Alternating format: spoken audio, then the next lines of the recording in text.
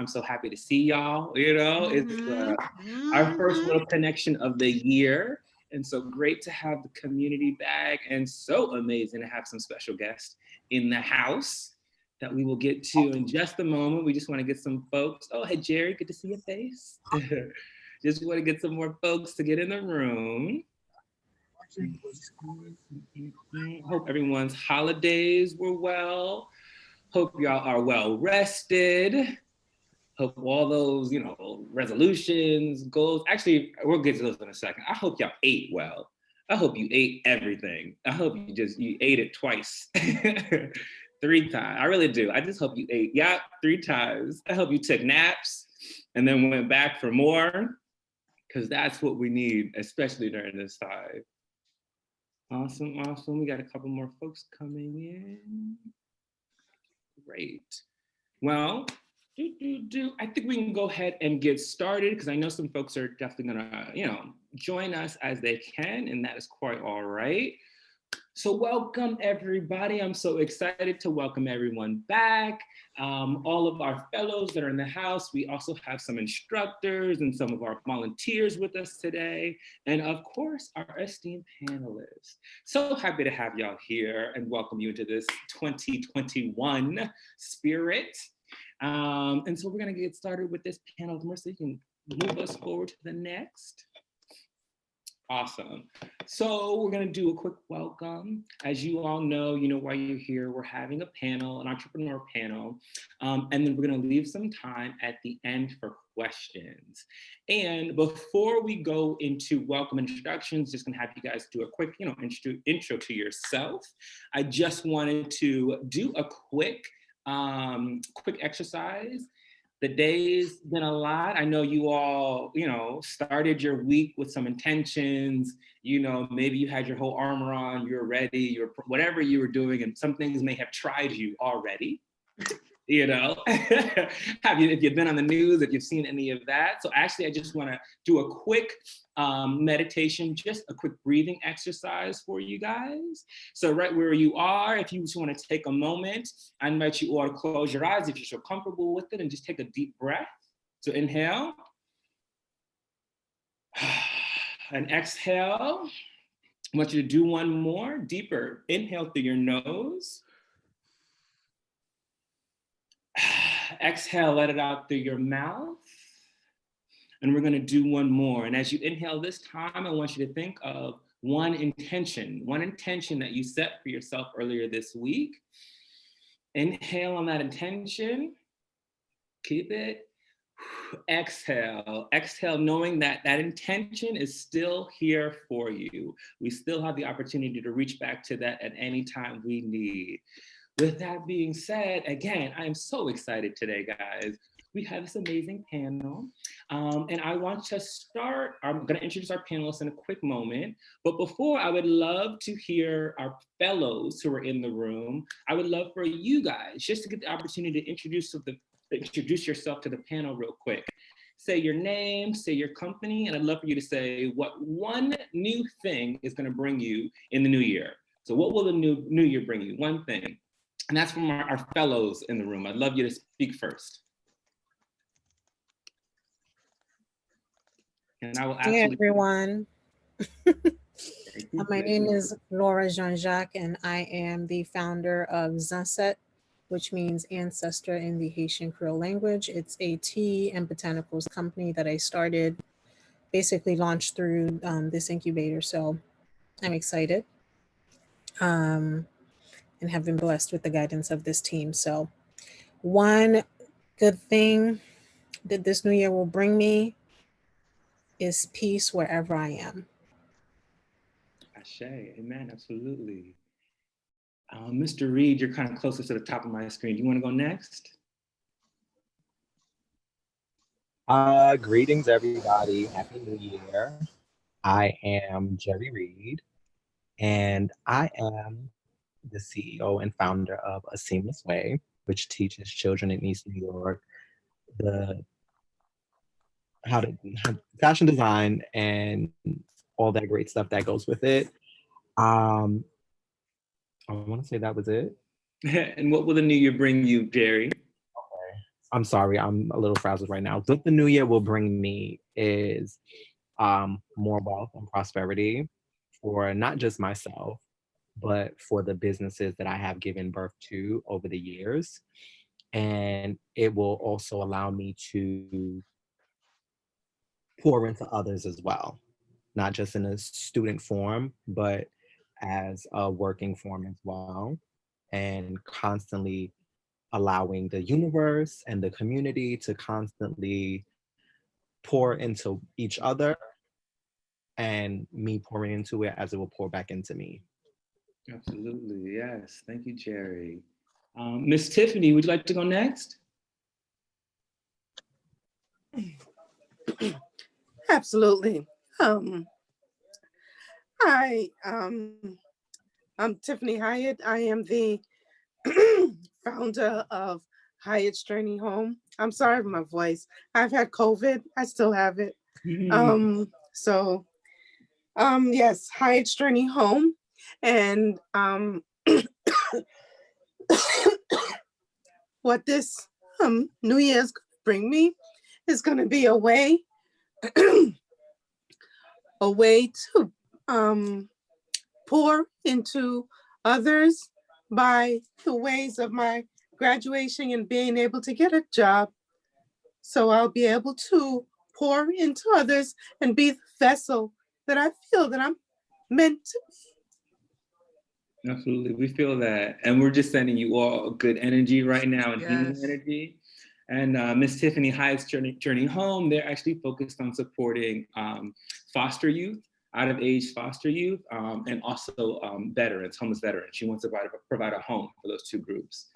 Miss Davis, Miss Marissa, do you want to introduce yourself, speak about your, tell us what organization, and then what is one thing that the new year will bring you? Cool. Good evening, everyone. Marissa Davis. My business is H.O.L.L.A Consulting, and we work with mission-driven brands to help them maximize their impact by using innovation, inclusion, and purpose to drive their core strategy forward. So we really sit at the intersection of impact, inclusion, social innovation. And in terms of what's something I'm looking forward to in the new year? Yes, one thing the new year will bring you. Oh, there you go. Right, it's right on the screen. There we go. Okay. What the new year will bring. I am hoping some more cake baking, and just some more baking skills in the kitchen. Absolutely. Keep it sweet. I love it. I love it. Yeah. And Mr. DePaz, I'm so glad that you were able to make it. So good to see you. Do you want to introduce yourself and let us know what's one new thing that the new year will bring you? Of course, happy to, and happy to be here. I'm very glad that my meeting got canceled, though not glad about what's currently happening in the country. But my name is H.O.L.L.A. DePaz. I'm the CEO and co-founder of First Tech Fund, a nonprofit focused on serving some underrepresented students here in New York City. I think I'm focused on this year. I think collaboration. I think last year was really about setting the foundations for our organization and really trying to figure our shit out as a new organization. And I think this year will be more about collaborating with folks, partnerships, and really taking that next step. Excellent. Thank you. Thank you. Only in the interest of time, I see we have a couple more mentors, volunteers, instructors in the room. If you guys don't mind, just intro yourself in the chat so that everybody knows who you are. We have only some finite amount of time, and I do want to get to our amazing panelists. Thank you, thank you, thank you. Okay, Marissa, you want to get us in the next slide? All right, while you are all here, so excited to have Mr. Cory Greene and Miss Jessica Santana as our two panelists today. And I'll start with just reading their bios. Mr. Greene, Cory Greene is a formerly incarcerated co-founder and healing justice organizer with How Our Lives Link All Together, H.O.L.L.A. Cory is invested in developing, leading, and implementing an intergenerational, youth-led, citywide, and national-wide healing justice movement. Cory was born and raised by a single mother in East Elmhurst, Queens, New York, during a time when many mothers in urban communities were impacted by the crack epidemic. Cory's ancestors and elders hail from the struggles of the Delta, Mississippi, and the historical reality of being Black in America. Cory's experiences as a youth growing up in the urban ghettos have contributed to his understanding of the systemic inequalities. As a result, Cory's committed himself to a wide range of educational projects, healing and grassroots movements, building that seek to change existing conditions for youth of color and our communities. Cory earned his associate's degree in liberal arts deaf studies from LaGuardia Community College, his Bachelor of Science in Applied Psychology from NYU, and his doctoral from the Critical Social Personality Psychology program at the Graduate Center at the City University of New York. Cory serves as research associate and leader on numerous participatory action research projects. He's an organizer with the formerly incarcerated convicted people and family movement, a national movement led by formerly incarcerated leaders to change the public policy landscape of criminal justice punishment. Cory is a national organizer with the Education Liberation Project, engaging a national project to uplift prison abolition through an educational toolkit. He's a 2013 National Science Foundation Pre-Doctoral Fellow. He's a 2013 Ford Foundation Doctoral Fellow. He's a 2016 Echoing Green Fellow and a 2017 Camelback Fellow. Cory's organizing work, humanity analysis have been featured in critical documentaries such as Ava DuVernay's 13th and From Prison in NYU, and most recently, H.O.L.L.A, Healing Justice Movement documentary, We Came to Heal. Cory's been married since he was 21, a total of 17 years, and he attributes knowing how to love and understanding the importance of interpersonal journeying to his wife.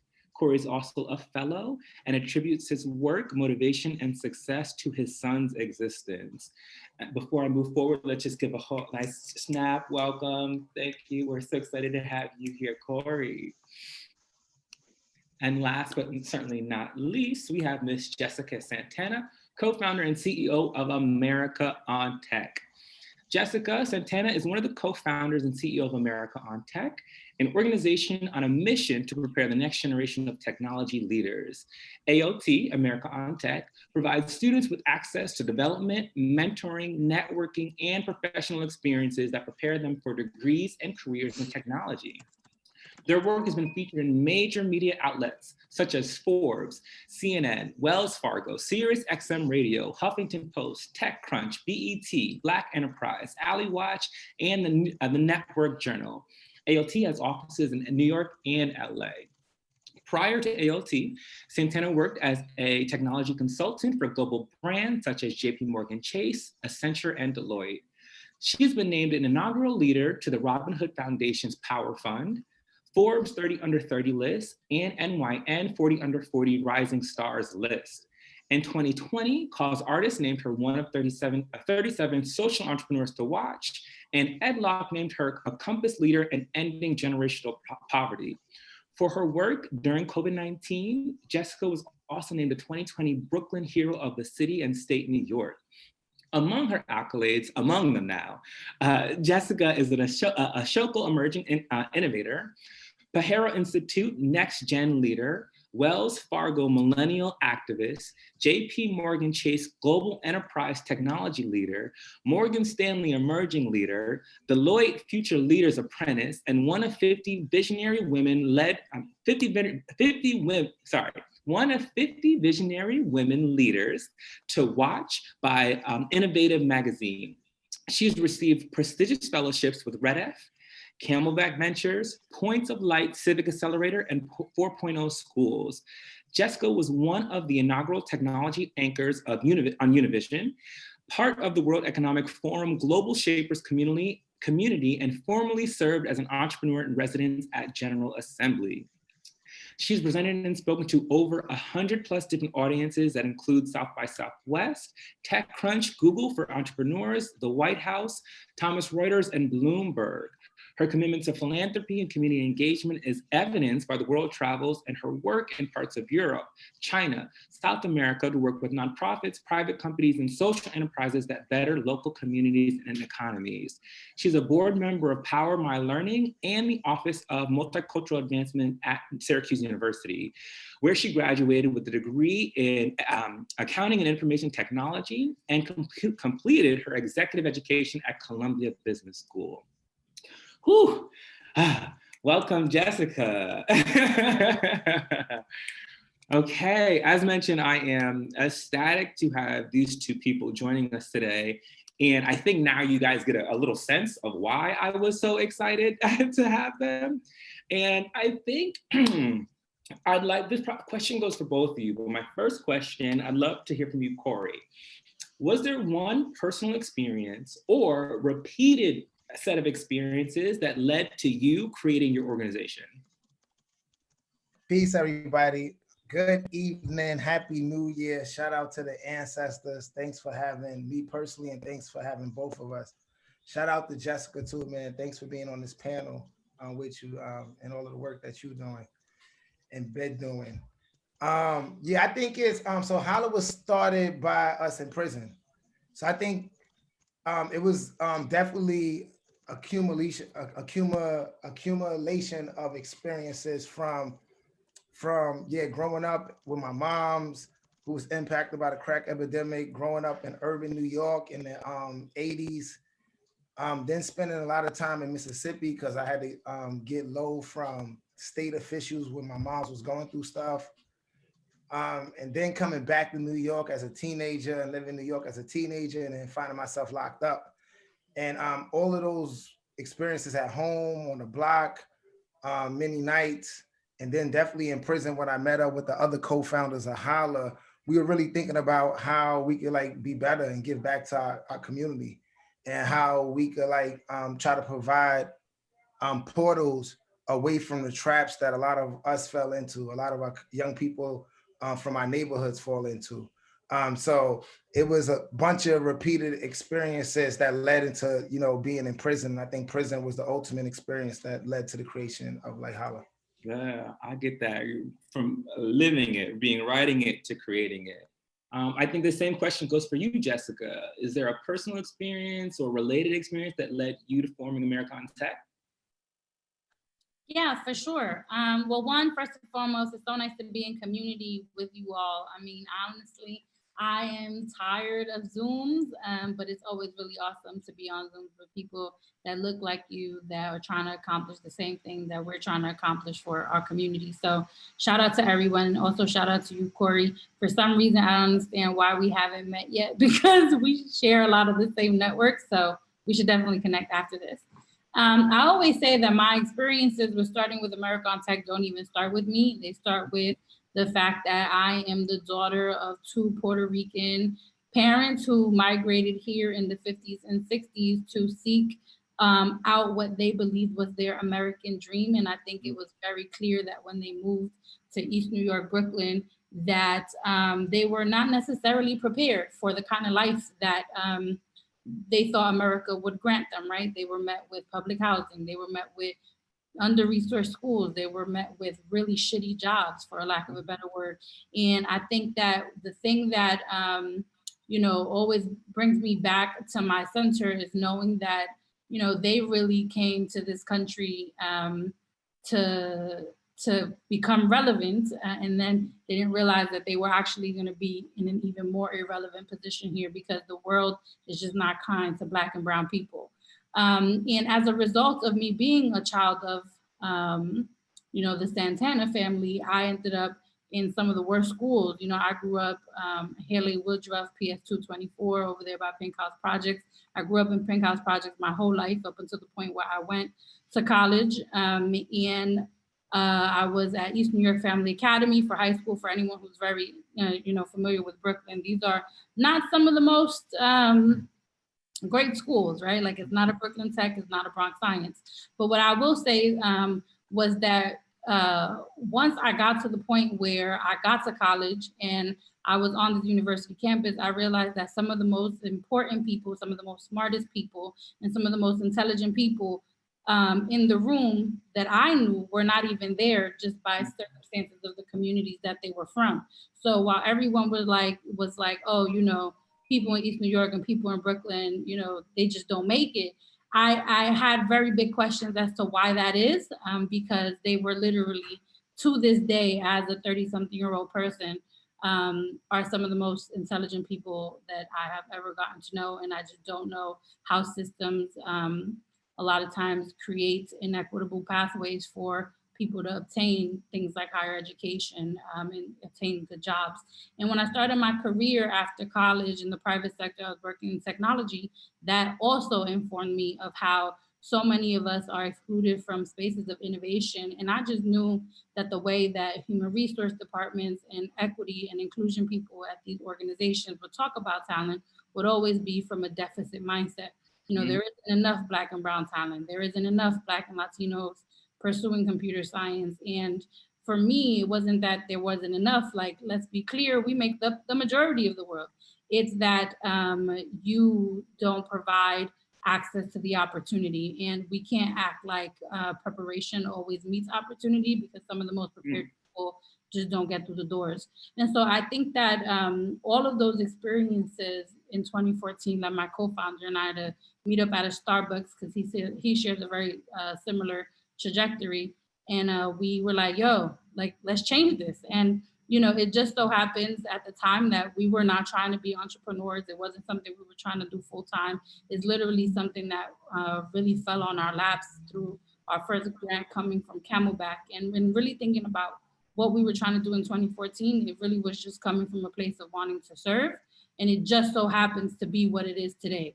But if you would have asked me that 6 years ago, I would have been like, nah, I just want to teach kids to code. And that's really what it was.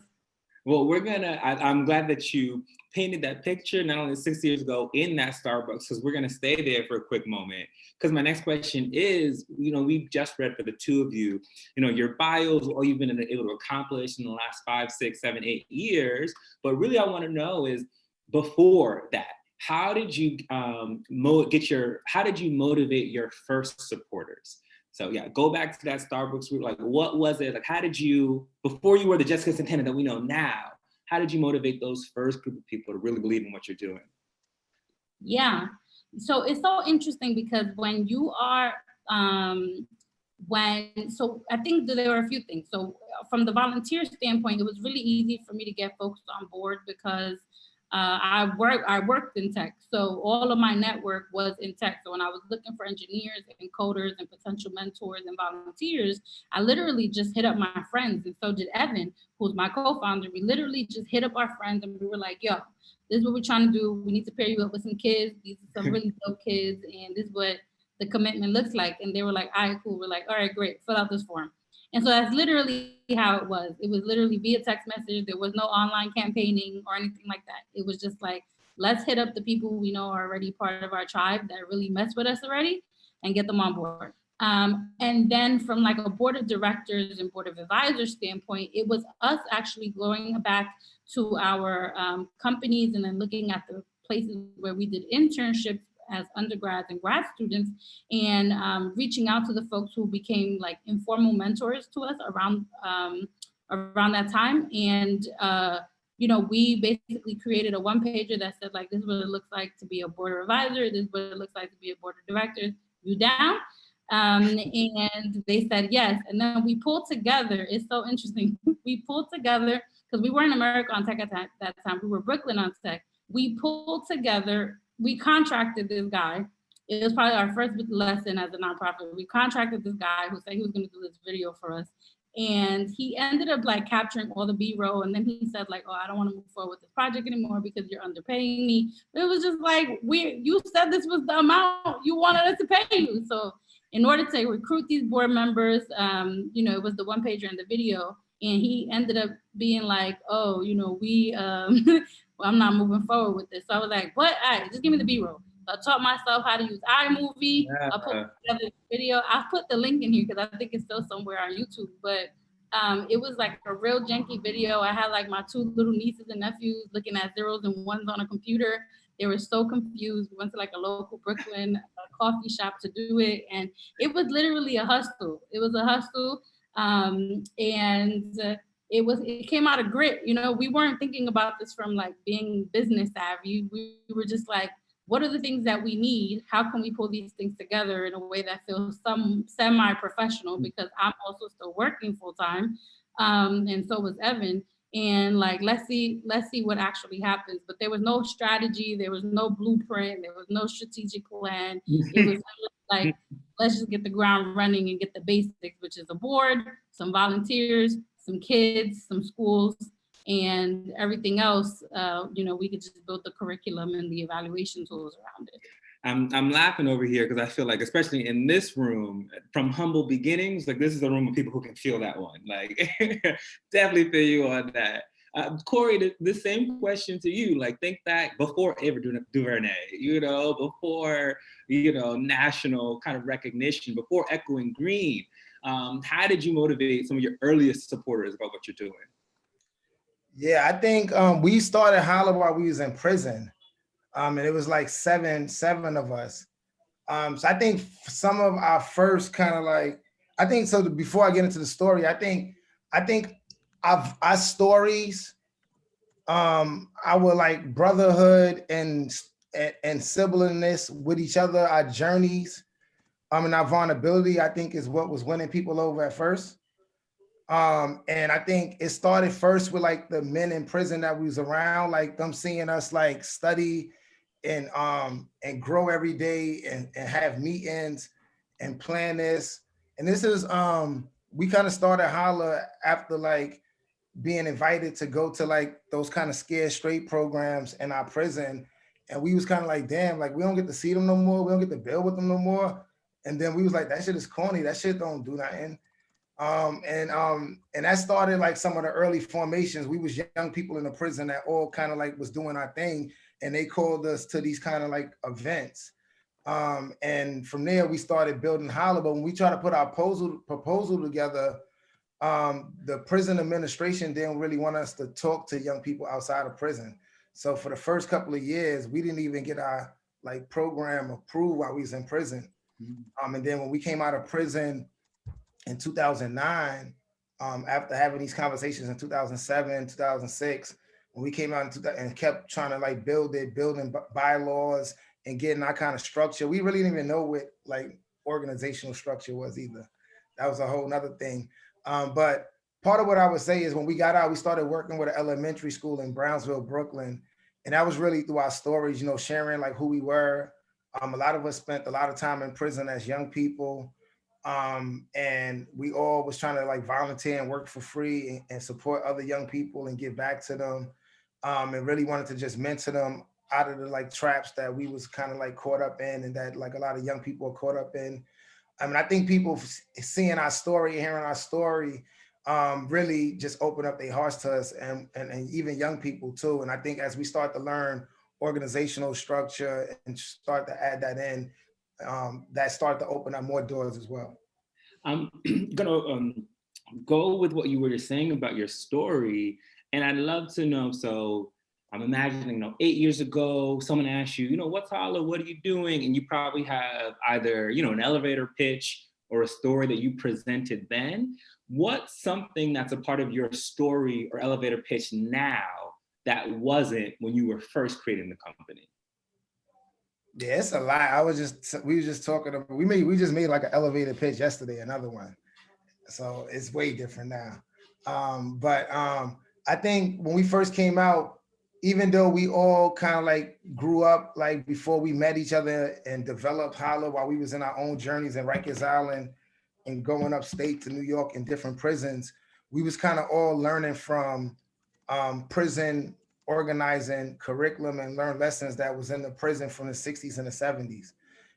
And a lot of that was done by folks who was part of the movement in the late 60s that got kind of pushed into prison in the early 70s, late 60s. It was part of the Attica Revolt. And it was a big thing, particularly in New York with the Greenhaven think tank. And that had a lot of iterations of policy change that happened and still probably happening related to like the work that the men in prison was doing with Kenneth Clark, which is a psychologist, doing research and doing policy work, talking about how 7 neighborhoods feed the majority of the prison system upstate. And those 7 neighborhoods come from New York City, Brownsville, Lower East Side, Harlem, South Bronx, South Side, Jamaica, Queens, Crown Heights, East New York, so when we talk about historically, and that's phenomenon, when you think about like the documentary 13, that phenomenon is really all across the country. Anywhere there's pockets of Black and poor people, those are the people that feed the majority of the prison system. We was fortunate enough while we was in prison that these people who came through this kind of pedagogy of organizing and grassroots lessons had a lot of curriculum and stuff that came out of that called the non-traditional approach to social and criminal justice. So I think that was something that like we wasn't really naming in our work and really pulling threads out when we first came out of prison. And right now, that's kind of like where all of our rituals and organizing and work come. We was really doing character education and mentoring work as well. And after a couple of years of reevaluating, we really started grounding our youth development and community organizing and legacy building, and really thinking about personal development around, emotional development, being able to like communicate, organize meeting, facilitate circles, facilitate and de-escalate stuff at home and stuff within community. Those things come up out of like a context of movement building, not just like personal development. And that's kind of like what we explain now, really talking about our work as movement building that get at youth development and community organizing and TA services. I love that, because we could even see that when you first started with us and, giving tribute to the ancestors. And so definitely we all stand on the shoulders of others, those that came before. And so I can see you, bringing that back into the story, into the present story. That's awesome. Jessica, my next set of questions actually for you. I think you said you started with your co-founder in a Starbucks. And today AOT is on the West Coast and the East Coast. So take us back. What was the turning point for you? When did it change from the, all right, we just whomever we can get, hitting people up on tier, bump, hopping into it, to, okay, this is really picking up steam. This is really, what we're about. What was the turning point for you? Yeah. So it's so interesting because as of I would say year 3, we had an opportunity to go national because there was a lot of interest in our work. And Evan and I, we're really not into just scaling things for the sake of saying that we're a big organization, because we would rather go deeper with smaller amounts of students as opposed to going and seeing a student for a day, but then not really ever changing their life, right? And so by year 3, folks were trying to write us checks to go to Chicago and LA, and we were just like, nah, we got to get this right in New York. And for us, the way that we defined getting it right was seeing that first group of students who, after high school, didn't go straight into the job, but went into college to pursue computer science. For us, it was like, let's see these students, let's see these first results, which comes 5 years after, the first level of intervention we had with them, to feel like we actually made the difference for those first 20 kids. And so that for us happened in June of 2019. And of those 20 students, 80% of them ended up in jobs in technology. And so for us, knowing that we were literally just with 20 students, had no strategy, and was still able to pull those results off of a pilot that we did in 2014, 2015, we knew at that point that given all of the capacity that we were able to build over the 5 years that we worked with the students, and now having a dedicated employer and alumni relations team and having all these resources, that we were ready at that point. But even when having been ready, we didn't just choose LA. Luckily for me, because I did work in the private sector, I hit up some friends at Accenture, and I was like, hey, I need y'all to give me some money to figure out a feasibility plan about where an American Tech program can work in this country, because we're not just gonna bring it to anywhere. So they were like, well, we can't give you money for that, right? But what we do have is a set of consultants and we can give you money pro bono to do this engagement. So they ended up giving us money for a strategic plan, and they ended up assigning 4 consultants over the course of 3 months. And then that like kicked off a listening tour. We ended up going to Boston, to Philly, to Chicago, to San Francisco at the beginning of 2019. And then finally, by middle of 2019, we realized that where to go would be Los Angeles, just because one, growing technology scene, growing jobs, diversity of students, the amount of poverty in the area, and then also a lot of our New York relationships also have West Coast presences.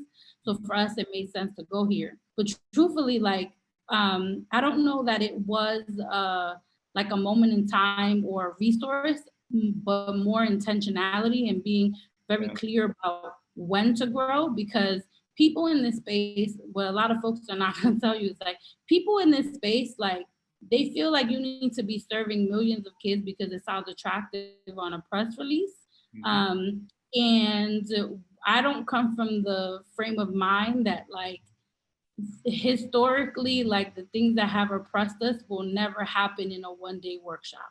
Like I will never be able to look at a kid from my neighborhood and say, yo, come to this 5-hour session. I'm gonna change your life, right? Like, I'm not doing that. And Evan's not doing that. Nobody that I know who sits on our board, who is a part of our team, is doing that. And so I think because we were committed to that, you know, we weren't attractive for a while, right? Like the first year we did 20 students. The second year we did 40 students. The third year we did 60 students. And they were like, yo, why aren't you in the hundreds? Like you have so much infrastructure. And for us, it was like, we're just not ready. And like, it doesn't matter if you're gonna write the check for us to do it. It matters that we feel like we're doing this work with integrity. And so after year 3 and, you know, seeing like the results is when we started ourselves as leaders feeling comfortable, because we were balancing, you know, our integrity and making sure we were committing and doing the things that we said we were doing, as opposed to like lying to our children and lying to our people. Yeah.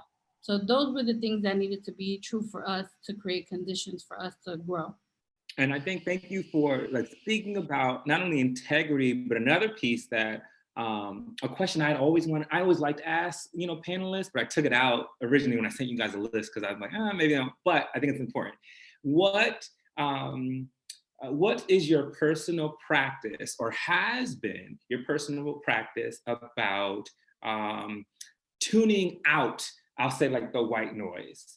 And what I mean by that is, whether they are, you know, maybe your advisors, your friends, your influence, anyone in your network, I'm sure over the years you have gotten plenty of advice, whether you ask for it or not. You know, particularly now, if we go on, you know, LinkedIn or social media, you may, especially when you were growing your company, you may have either seen or unintentionally been you know, kind of pit against other orgs. Why aren't you doing this like them? Why aren't you there like them? Et cetera, et cetera. So what is your personal practice for ciphering through which news, which information, which advice is for you and which you pass on? That one's for you first, Jessica, because you were saying about it, and I'll come to you after that with Cory. Yeah. So there are a lot of things that come to mind for me. I think one is just being very clear in that I'm not here for you, I'm here for my kids. So that's the first thing. It's like, if it doesn't serve my kids, like I'm not very much interested in, no matter what you say, like I'm not here for you. I'm here for the community. I think the second piece for me is, if you were back living in East New York in Pink House projects, and someone told you this as a 17-year-old, would this sound good to you? Like, I think being from the places that I'm serving, being that child, like, I don't know that I would have been convinced if someone would have been like, hey, this sounds good. Do you want to, like, what do you think about it? I think very much 17-year-old ratchet bamboo earring wearing Jessica would have been like, nah, I'm good. And so I think it's that. And I think the third piece of it is knowing that whatever is meant for me will be for me because my steps have been ordered. And I am not, and if in the moment I make a wrong decision and I say no to something, but it keeps on popping up, because it is for me, it is gonna be for me, whether I like it or not. And so I think those things for me is, I think what it comes down to is like, you know, I'm not understanding that you're working for the community and you're working with them. You're not working like you're not working to design things for them, right? Like you're working like in partnership with them. I think 2 is having the unique perspective as a leader that I was once the student I am now serving. And I think 3 is just knowing that there are things that are divine, that are outside of like the decisions that I make, that even if I don't want to accept them, God is gonna find a way to like put them in my hands, even if I don't like it. Got it. Thank you. Yeah, Cory, I'd love to hear from you. Same question. How do you cipher out, you know, what's for you, what information, what advice to take, and what to leave? Yeah, I think at different times it's different processes, but I think basically I would say listen. Listen is what I've been doing lately, and you know, you get feedback from so many different people, and like H.O.L.L.A, our mission is kind of like created and developed by our co-founders, and now our young people have been with us the last 5 years with that, and we surrounded by elders, and we got our elders in our community. So if I'm getting feedback from there, definitely the listening and what, and kind of like what Jessica was saying, like, you know, whatever is yours and whatever's related to the mission, whatever's related to that, I feel like, you know, you own that, that's yours.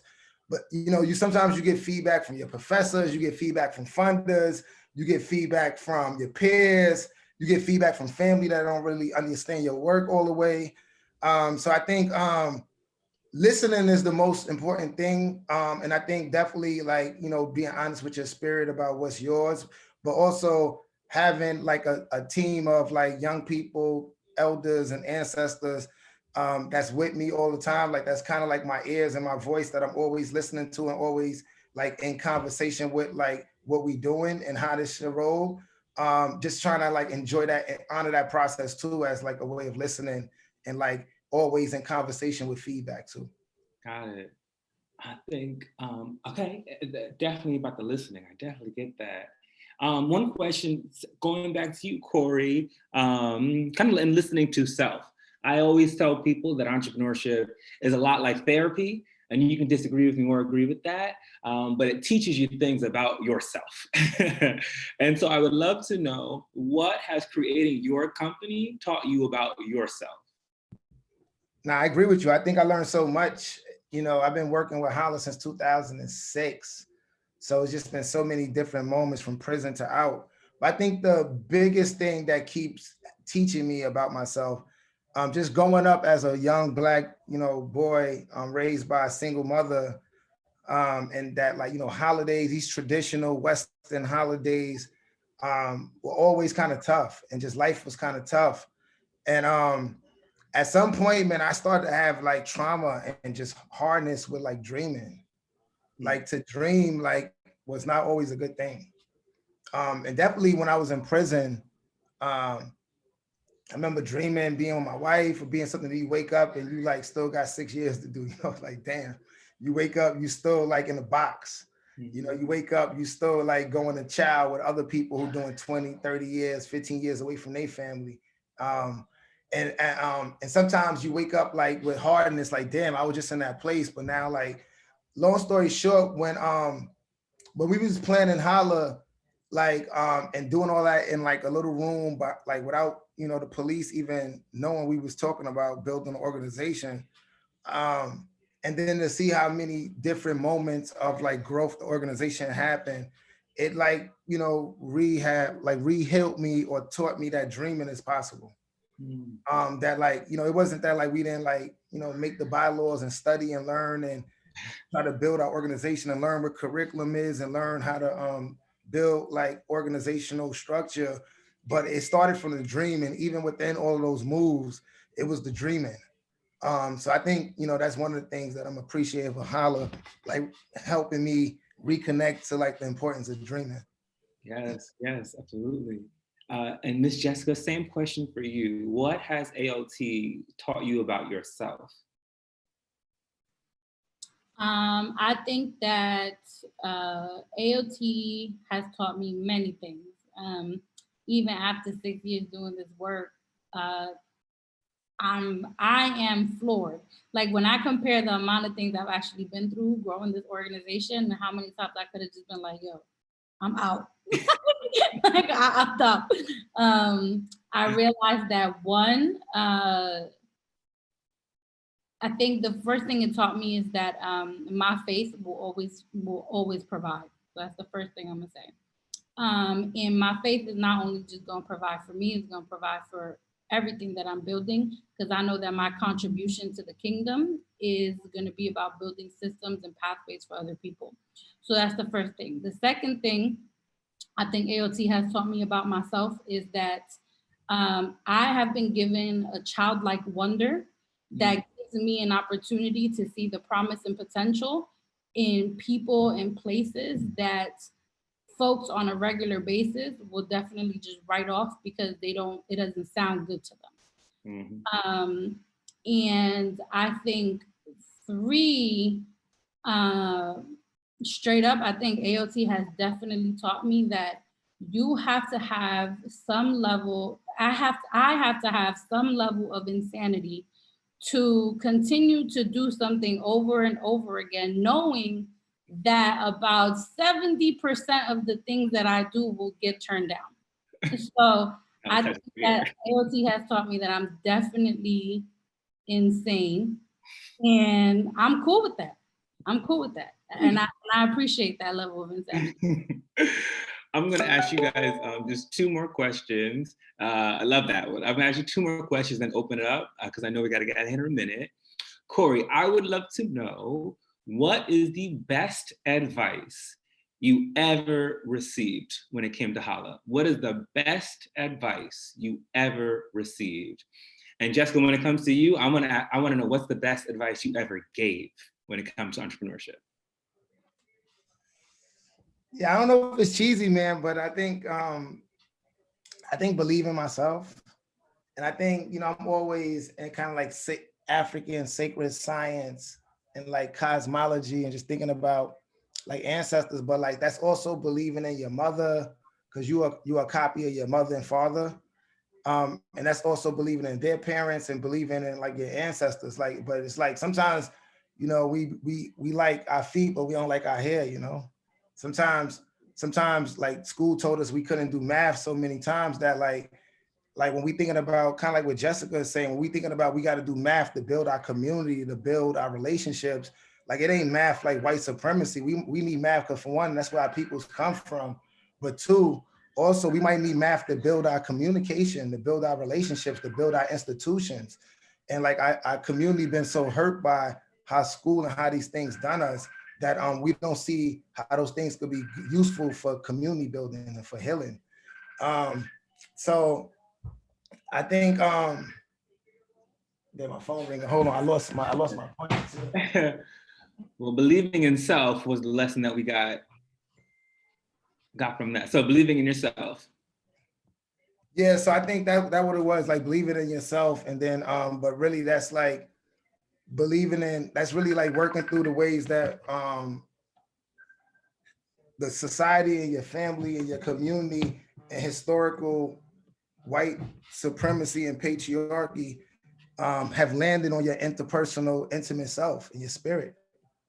Because it's not just the history of it. It's like your mom sometimes, it's your brother sometimes, it's the person down the block, it's the teacher, it's what you watch when you watching all of the media that they feed us. And even when we put on our makeup and we make it through these fellowships, I know at least me, a lot of times I still didn't have all of me inside. I was able to put on a smile, I was able to make it through, but like, as I've been journeying with H.O.L.L.A, that's also part of the dreaming. I learned like, damn, I could get a little bit more of me in this. I made it through that moment there with not all of me, but I'm gonna need to get more of me. So I think the more you get more you, and we all know what that means for our historical 360 self, and we got a journey to find more what that means. I think that's the wisdom. Thank you. Yes. And Miss Jessica, I'd love to know, flipping on its head, that when it comes to entrepreneurship or AOT or anything in that nature, what is the best advice you ever gave? The best advice I ever gave, and honestly, I only really like giving advice these days to Black and brown people, so I'll make it specific to us. Best advice I ever gave is that our crown has been paid for, and so go do it. Like literally, I remember in the beginning stages, I might get a little emotional, like, whoo. I remember in the beginning stages of all of this, like feeling like I needed permission to take advantage of systems that my people have already built. Like, and literally asking for permission from people that generated their wealth on behalf of the people that look like me, right? And so for me, 6 years into it, anyone who's Black, who's brown, who is women, like just know that you don't need to ask for permission to be great. You don't need to ask for permission to operate. You don't need to ask for permission to ask for dollars from nobody, because at this point it's owed to you. Your crown has absolutely been paid for. And unfortunately, your crown continues to be paid for when you think about the violence against Black and brown people in this country. That still happens in 2021. And so honestly, that's probably like the best advice I could ever give anybody. I can sit here and walk you through tools and frameworks and grant applications and how to do all those things. But the best advice I could give you is change your mindset on all of this, because you really don't need to be out here acting like you don't deserve to build things on behalf of your communities to undo all of the shit that people have done to us. So that's honestly probably the best advice that I could give anybody who's trying to build their organization. Absolutely. And what advice it is. Thank you. So it is 6:25 now. We officially end at 6:30. I would love, if you guys have anything to run up to, I'd love to take maybe 5 extra minutes of your time, go to 6:35. If not, get it.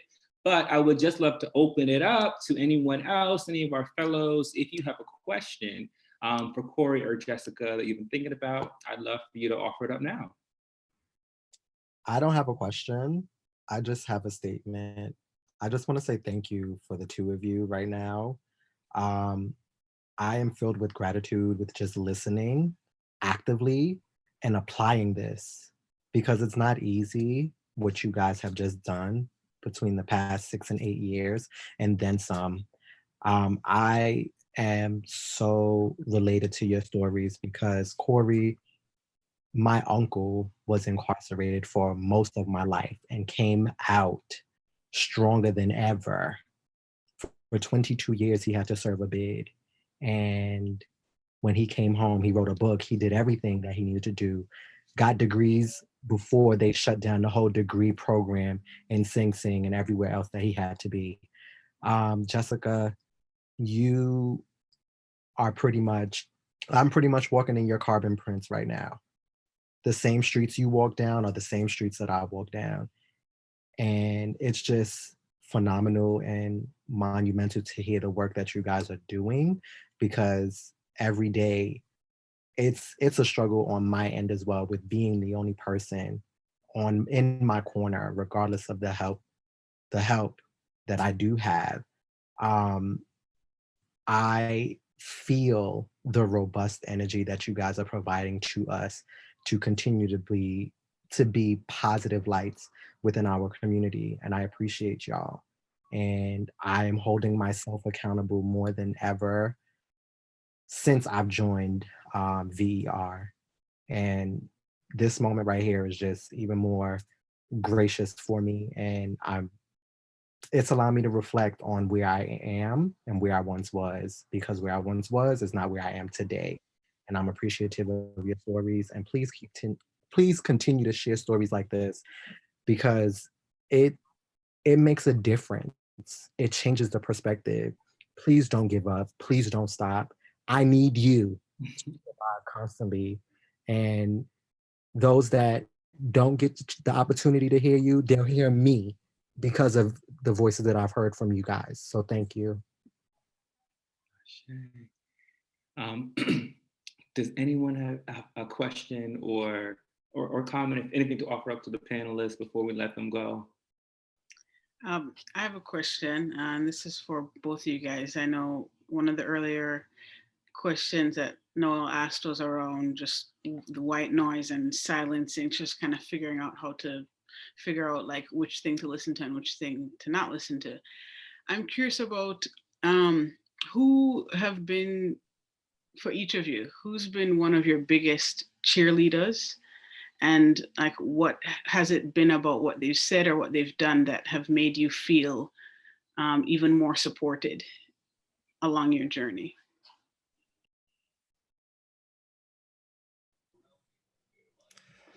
My wife was one. She's also my biggest critic too, so it's kind of like cheerleader critic. The brothers in H.O.L.L.A, but all of the people in prison, when we came out of prison, like in 2009, like we get letters in 2011, like, yo, they still doing H.O.L.L.A for real? They really doing that? They got a website? So like that energy from prison is kind of like also that really good cheerleading support. And my wife. I'm gonna say having a co-founder has been very helpful. And the moments where I start to like get frustrated, get mad, about to turn up on everybody, having my co-founder, who's essentially my best friend, there to just support and like center me back is very important. And I think it's very much a mixture of both what he does, what he says, and how he shows up for me. And I would definitely say it's the students in the program. Like this work absolutely gets hard. And sometimes in the moments where you're like, yo, this is crazy, getting an email from a student that said, yo, I just got my first paycheck because of America on Tech is like, all right, cool. Like that's a signal to me that I need to continue to go. And so they're not necessarily like saying, yo, go Jessica, right? But I think by sending the email, it automatically like triggers the thing that I need in order to keep on going. Absolutely. I think we have time for one more question. Does anyone have any last question for the panel? I have a comment. Hey y'all, happy to be here. I wanted to thank the panelists, but also to kind of piggyback off of what Jerry had said.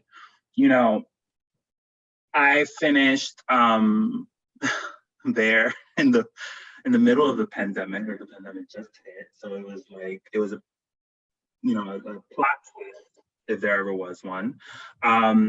And Noel could tell you, like, I was just like, I don't know if I want to get my 501c3. I don't know if I want to get incorporated. It was a lot of imposter syndrome. And to kind of sit amongst like the members of the most recent cohort, of which like I got to review some of your applications, and it's super exciting to like see you all here in the room, and then to like see Jessica and Cory and like this more established, right? Like this is where we could go, is reassuring. And I think it's really powerful. We're living in times where like faces that look like us are sitting in the seats that we want to sit in one day. And so like to Cory and Jessica, yes, continue because we need you. But to the rest of the people in the room, like continue because we need you. Like I need you. Like I'm starting this nonprofit, and similarly, like every day I'm just like, I don't know if I'm doing this, like do I need to do this, is this gonna be a thing? And every day the universe sends me affirmations, this being one of them, right? And so I think to a testament to Noel, to what you've created, like thank you for this space, thank you for this community, and then to everyone else in the room, you know, thank you for being in this space, and thank you for being a part of this community. Like, we are who we have been waiting for. And so I just wanted to thank our panelists, to thank Noel, and to thank you all, and wish you all a happy new year. 2021 is gonna be better, I promise. Before I let you guys go, Cory or Santana, I'll let you go. I mean, Jessica, I'll let you go first. Do you have any announcements, anything coming up for AOT that you just wanna, either let us know, where we can follow along, how do we support, anything like that? Yeah, like I said before, really great to be in community with all of you, and I'm wishing you the best of luck in all of your endeavors. Feel free to hit me up on IG, on LinkedIn, or email. I'm not always available for calls because I'm trying to be vigilant about like my energy and peace, but the one thing you'll always get from me is a response to your email or your message, because I just think that's important. And in terms of America on Tech, we're always recruiting for students. So if you have young people in your network who are looking to learn about technology, who are passionate about technology, please feel free to send them my way. We can fast track their application if it comes from one of y'all, obviously. And I would say, follow us on social media and share stuff. That's free. I'm not gonna ask y'all to go donate, but sharing content is always really, really helpful. So I appreciate it. Awesome. And Cory? Yeah, I would say thanks again for allowing both of us and me personally to be with you tonight. Just hearing some of the reflections, just my basketball analogy, like just thinking about, in basketball, some people could dribble really good. Some people could shoot really good. Some people know how to post up and work low in the paint. Some people are good rebounders. And I think what I learned about me, just thinking about, and some people got a lot of other moves too, dunkers, people who are good defenders. When I was thinking about my organization and just being fortunate enough to be in places like this kind of like fellowship and Camelback and Echo and Greene, and just being around dope peers, I was able to see like, oh, some people organization, like some people got jumpers. Oh, I ain't got a jumper. Oh shoot, I better work on my jumper. I ain't really got a jumper. I see they got it, but some people like, oh, they don't really got a dribble. So I think one of the things that I think is really important that sometimes during that process, like I was trying to hide that I didn't have a jumper. I didn't have a dribble. And definitely with good peers and good friends who probably I could have learned from. I could have been like, yo, how you got that jumper like that? and it hurt me over time. And I watched other people who did that. And like when I see them 6 months, like, oh, they got a little jumper now. Like, oh, like they didn't even have a jumper before when we was at the last conference. They got like a board and a whole kind of different structure to their organization. They didn't just go from 501c3. They actually, because they learned something else. So I say that to say that, I think that's part of what I was saying earlier, just, find who you could trust, be honest with yourself, where you at, where your organization is at, and try to work on what areas, you could work on within your organization, because those slow steps over time, just even hearing Jessica talk about, like they didn't get money, but got the consultant and was able to work with some, get people to help them build out like a plan that went on a tour. So all of these things, like, with these kind of fellowships, these kind of opportunities, you sometimes run into opportunities that you might not understand what it means all the way, but it could be something that could help your organization grow and further build something out. So that's all I want to say. And then I got a poem. I don't know if we got time, but I want to share a poem. Go ahead. It's on your heart. Go ahead. This poem is, we also got we got a documentary out called Week in the Hill. That's dope. I definitely would love y'all to watch it and share it. Tracks 3 years of us doing healing circles, performances, planning the healing circles, planning our movement. So our young people sharing analysis about why healing is important. So it's on YouTube. I put it in the chat earlier. We also got an album out called The Report Back, the Healing Justice Movement Report Back, reporting back what we learned from all of those circles. So tune into that. And this poem is kind of like in the spirit of that report back. And this poem is called This Is For Our Ancestors. So I'm just still on the ancestor vibes too. This is for our ancestors, particularly the ones that stand with us and plan with us. I'm talking about a pedagogy of patience. They still waiting for your transformation. And for us to heal from all the steel blazing and generation after generation of living out the plantation, this is for our ancestors, particularly the ones that get killed for us, sacrifice and build for us. I'm talking about indigeneity without no regulation. Culture is our education. Emotional communication. A vulnerability is what we embrace, and this is for our ancestors, particularly the ones that love you when they don't got to, but love you because they got you. This is for our ancestors, particularly the ones that stand with us and plan with us. We talking about a pedagogy of patience. They still waiting for our transformation and for us to heal from all the steel blazing and generation after generation of living out the plantation. That was from our ancestors. Believe in ourselves, baby. Ashe, thank you. Yes. We could not have ended on a better note. So with that, I just want to say thank you, everyone. Thank you again to our panelists, Cory and Jessica. Thank you so much for taking the time out to talk to us today. To the fellows, I'm so excited to start this year with y'all. I know we're closing out soon, but I'm just so grateful that y'all are here and we're part of this journey with you. Thank you so much, everyone. Be safe, have a great evening, a great night, and we will all be in touch very soon. Bye, everyone. Thank you.